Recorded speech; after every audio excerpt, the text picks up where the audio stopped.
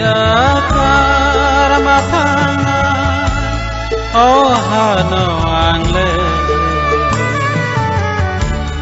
hano marut matanga গতকাল 21 তারিখ December 2024 Bishramganj থেকে দেওয়ানবাজার রাস্তার মাঝখানে যেভাবে একটা ভয়াবহ দুর্ঘটনা ঘটে তিনজন তৎপরতা যুবকের মৃত্যু হয়েছে, তাতে আমি গভীর মর্মাহত।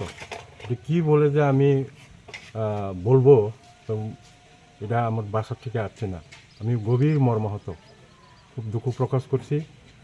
এরকম আমি কোনো দিন দেখিনি একসঙ্গে তিনজন প্রাণ হারিয়েছে। তো আমার বিধানসভা কেন্দ্রের রংমালা ভিলেজের অন্তর্গত এই পূর্ণসাধু পাড়ার তিনজন যুবকের যে তৎপরতা যুবকের যে নিহত হয়েছেন, মৃত্যু হয়েছে, তাতে আমি গভীর মর্মাহত।